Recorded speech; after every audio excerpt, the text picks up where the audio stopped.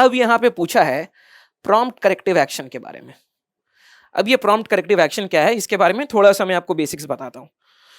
देखो, इंडिया की जो बैंकिंग सेक्टर है ना, उसमें एनपीए की जो प्रॉब्लम है, non performing assets, that has occupied a alarming proportion, ये बहुत ज़्यादा बढ़ गया है।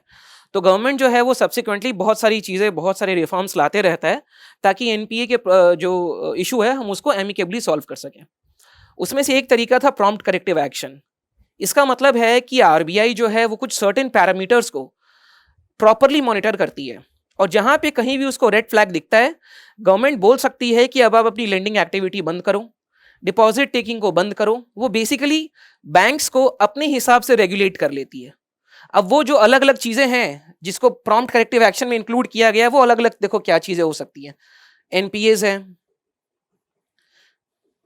कैपिटल एडिक्वेसी रेशियो है, ये सब चीजें हमने प्रॉम्प्ट करेक्टिव एक्शन में इंक्लूड किया है। तो यहां पे क्वेश्चन ये आता है कि क्या प्रॉम्प्ट करेक्टिव एक्शन हर एक तरह के बैंक्स पे एप्लीकेबल है, क्योंकि यही सब चीज यूपीएससी पूछेगा।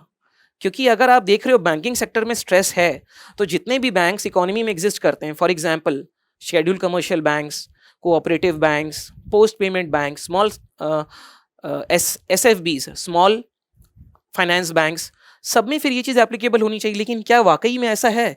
इस क्वेश्चन के थ्रू हम बस यही जानना चाह रहे हैं। तो देखो, यहाँ पे मैंने 3 ऑप्शंस दिया है। सबसे पहला है शेड्यूल कमर्शियल बैंक्स, सेकंड है नॉन बैंकिंग फाइनेंशियल कंपनीज यानी एनबीएफसी, और थर्ड है कोऑपरेटिव बैंक। प्राइमरी फेसी अगर ये क्वेश्चन 2020 के पहले मैंने आपको दिया होता तो इसका आंसर होता सिर्फ शेड्यूल कमर्शियल बैंक। लेकिन क्योंकि हम अभी 2022 में हैं, तो इसका आंसर होगा both A and B, scheduled commercial banks and non banking financial companies. क्योंकि लास्ट ईयर कोविड क्राइसिस के बाद गवर्नमेंट ने, बेसिकली आरबीआई ने एक नोटिफिकेशन रिलीज किया था। वहां पे उसने कुछ एनबीएफसीज को प्रॉम्प्ट करेक्टिव एक्शन के डेफिनेशन के अंदर लाने का तय किया है। यू नो, जब भी हम बैंकिंग सेक्टर के बारे में बात करते हैं तो एक वाटरशेड इवेंट है जिसे हम कहते हैं 2007-8 फाइनेंशियल क्राइसिस, और इसका जो टेक्निकल नेम है वो है सब प्राइम क्राइसिस, क्योंकि यहां पे सब प्राइम लेंडिंग हुई थी। ठीक है। सिमिलरली अगर हम इंडिया के केस में एनबीएफसी की बात करते हैं, तो जो वाटरशेड मोमेंट है वो है IL&FS क्राइसिस। क्लियर? इस चीज के बारे में थोड़ा आपको जानना है।